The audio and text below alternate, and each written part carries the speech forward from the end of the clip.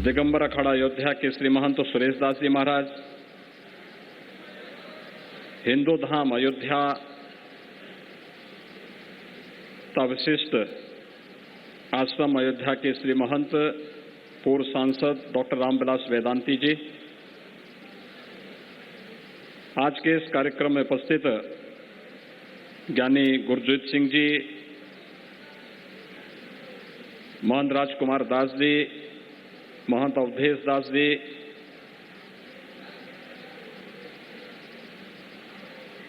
सभी पूज्य संत चरण और अयोध्या से जुड़े हुए सभी उपस्थित भाइयों बहनों, मैं आप सबको और पूरे प्रदेशवासियों को देश और दुनिया में जहां कहीं भी आज का यह पावन आयोजन लोग देख पा रहे हों, सुन पा रहे हैं, उन सभी को मैं पंचम दीपोत्सव महोत्सव की हृदय से बधाई देता हूं, उन सब का अभिनंदन करता हूं और आप सबका मैं स्वागत भी करता हूं। ये हम सब के लिए सौभाग्य का अवसर है। 2017 में प्रदेश सरकार ने मर्यादा पुरुषोत्तम भगवान श्री राम की इस पावन स्थली में दीपोत्सव के इस कार्यक्रम को आगे बढ़ाया था। देश के यशस्वी प्रधानमंत्री जी की प्रेरणा थी, पूज्य संतों का सहयोग था, जनप्रतिनिधियों की सक्रिय सहभागिता थी और पूरी सरकार लगी थी, पूरा प्रशासनिक तंत्र लगा था, यहाँ की शिक्षण प्रशिक्षण संस्थाएं लगी थी और देखते ही देखते यह आयोजन अपने आप में दुनिया का एक विशिष्ट आयोजन बन गया। वास्तव में प्रकाश पर्व दीपावली, जिसे पूरा देश दीपावली के रूप में मनाता है, ये अयोध्या की देन है।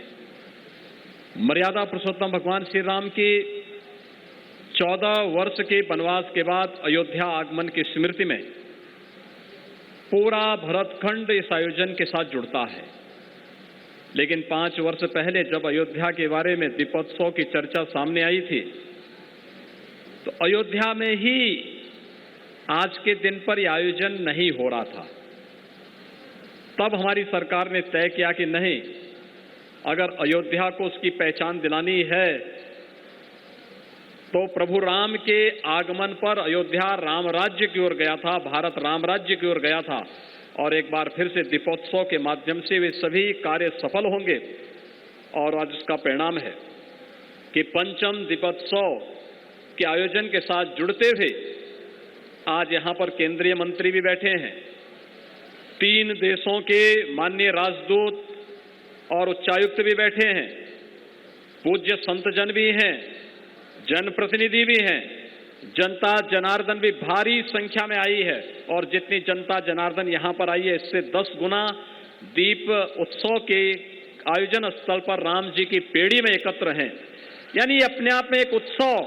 और ये केवल यहीं पर नहीं, आज लखनऊ में भी, आगरा में भी, काशी में भी, प्रयाग में भी, चित्रकूट में भी, गोरखपुर में भी, नैमिषारण्य में भी, हर एक जगह, हर एक मंदिर में इस उत्सव को जोड़ करके जिस भव्यता के साथ आगे बढ़ाने का कार्य हुआ है, आज उसका परिणाम है कि आपकी भावनाओं ने किस तेजी के साथ देश की तस्वीर को बदला है, कि आपकी भावनाएं सफल हुई, प्रभु तक आपकी आवाज पहुंची और अयोध्या में मर्यादा पुरुषोत्तम भगवान श्री राम की भव्य मंदिर के निर्माण कार्य का शुभारंभ भी आदरणीय प्रधानमंत्री जी के कर कमलों से 5 अगस्त 2020 को प्रारंभ हो चुका है। भाइयों बहनों, जब मैं 2017 को पहले दीपोत्सव में हम लोग आए थे, मैं तब देख रहा था सामने नौजवान एक ही बात कहता था, एक ही नारा गूंज रहा था उस दिन। मुझे याद है 2017 में भी, 2018 में भी, 2019 में भी एक ही नारा गूंज रहा था कि योगी जी एक काम करो, मंदिर का क्या नारा था? आप अपना नारा भूल गए, लेकिन मैं आपका नारा नहीं भूला हूं। एक ही बात आपकी निकलती थी कि योगी जी एक काम करो, मंदिर का। और भाइयों बहनों, आप अपना नारा भूल गए, लेकिन हम अपना काम भूले नहीं।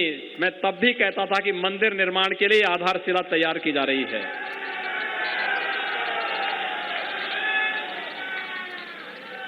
आज मंदिर का निर्माण हो रहा है कि नहीं हो रहा है?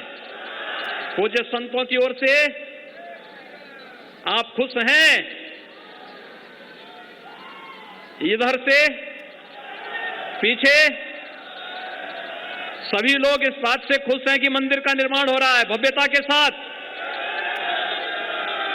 क्योंकि माननीय दिनेश जी भी इस कार्यक्रम के साथ जुड़े हैं, जो राम जन्मभूमि आंदोलन में पहले दिन से जुड़े थे। वे आज भी इस कार्यक्रम में हैं। विश्व हिंदू परिषद के क्षेत्रीय संगठन मंत्री भी इस कार्यक्रम के साथ यहां पर जुड़े हुए हैं। सभी पूज्य संत जन यहां पर जुड़े हुए हैं। उनमें से बहुत सारे लोग इस बात के साक्षी होंगे, आज से ठीक 31 वर्ष पहले आज के दिन अयोध्या में क्या हो रहा था।